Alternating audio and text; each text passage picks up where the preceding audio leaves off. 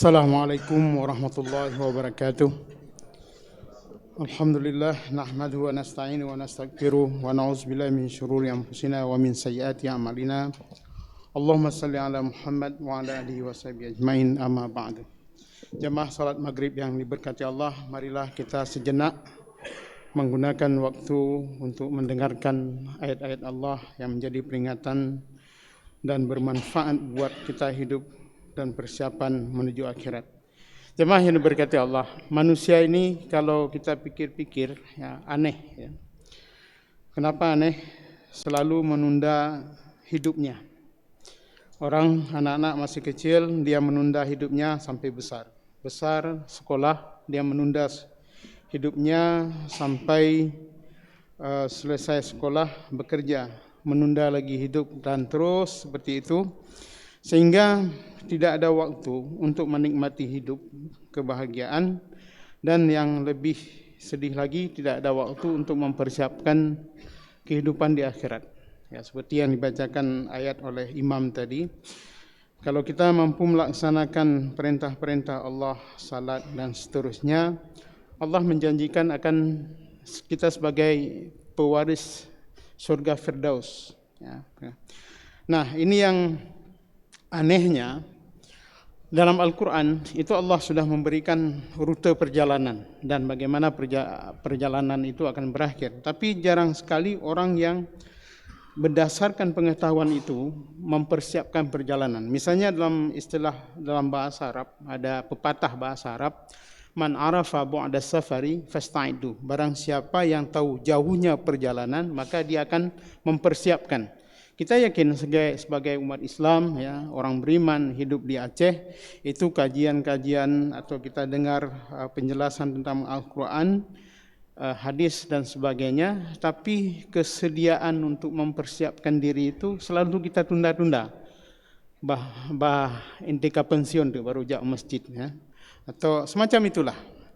Sementara mati itu tidak menunggu pensiun, seperti itu. Maka dalam surah Al-Luqman ayat 33 ya, mulai dari 33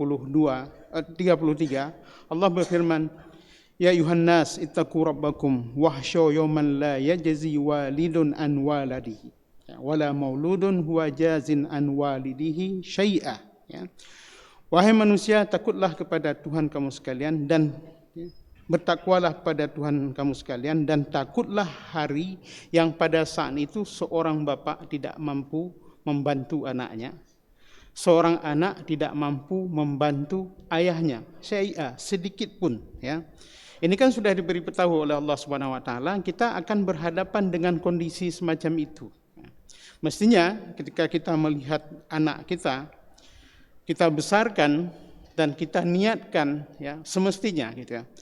Anak ini akan menolong kita dengan cara yang lain, seperti yang disampaikan oleh Rasulullah SAW, yaitu dengan waladun salihun yad'u lahu, ya, anak yang saleh yang akan mendoakannya.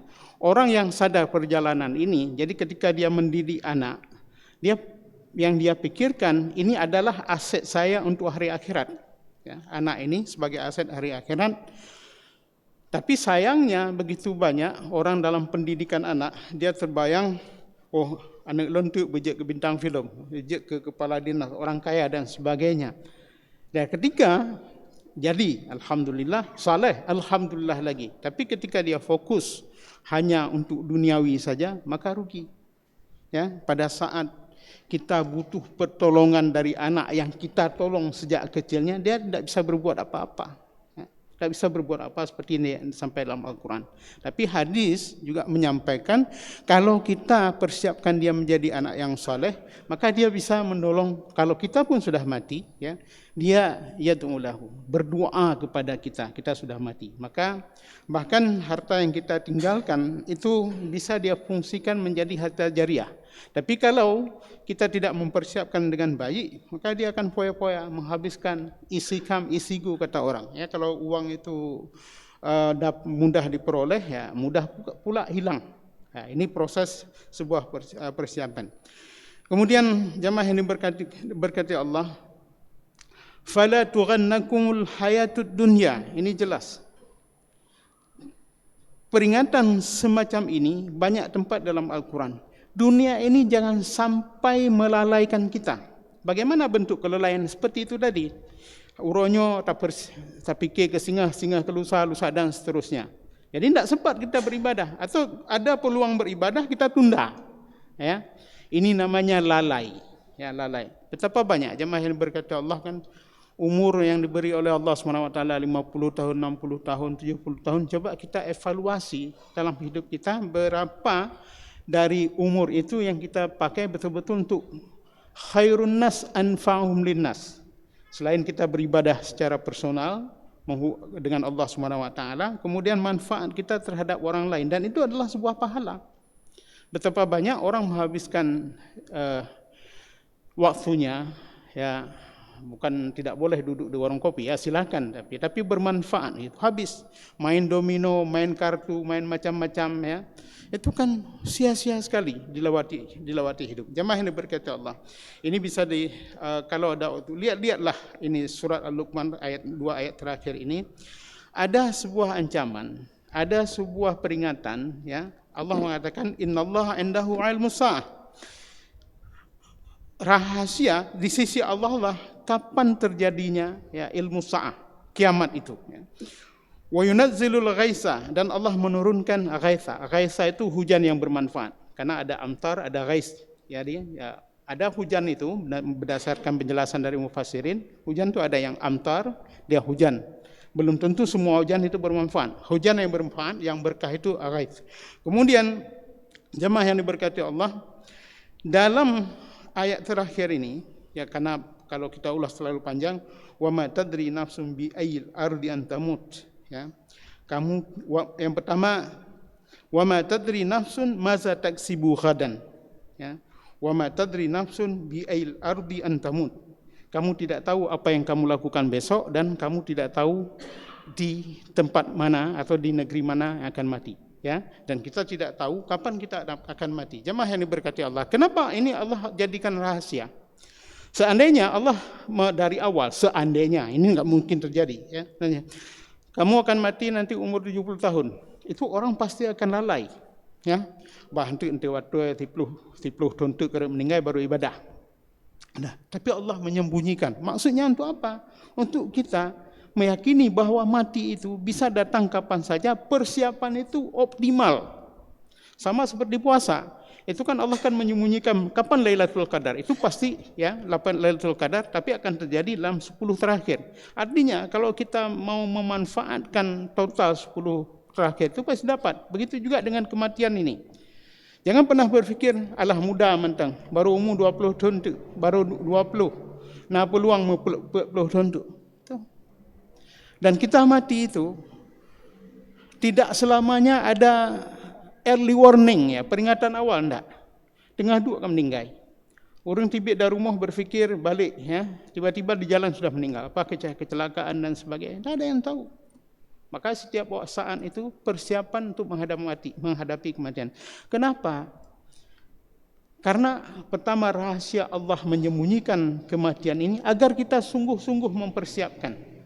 Karena mati itu tidak mesti sakit dulu. Betapa banyak orang mati tanpa sakit. Betapa banyak orang sakit tidak mati-mati. Ya? Jadi tidak perlu istilahnya menunda atau menunggu. Isyarah-isyarah kematian kita Allah sudah kasih. Ya, nazir, ya. Orang kalau sudah jenggotnya sudah putih, rambutnya putih, itu peringatan sebenarnya. Ya.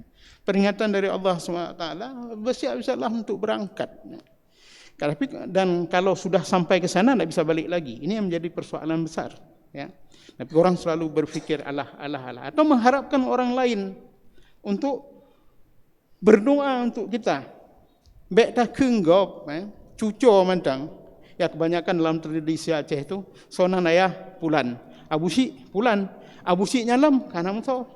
Itu kejadian di mana banyak tempat. Jadi bagaimana kita mengharapkan kepada orang lain, ya, bahkan kepada anak sendiri seperti ayat ini disampaikan, tak bisa menolong.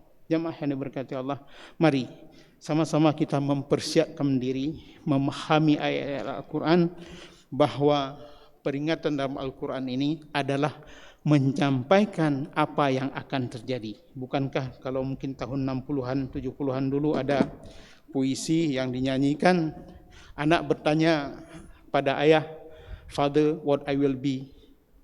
Bapak, saya akan jadi apa? What will be, will be. Sera, sera. Apa yang terjadi, apa yang jadi, jadilah. Ya, biarkan saja. Sera, sera. Biarkan saja. Biarkan saja.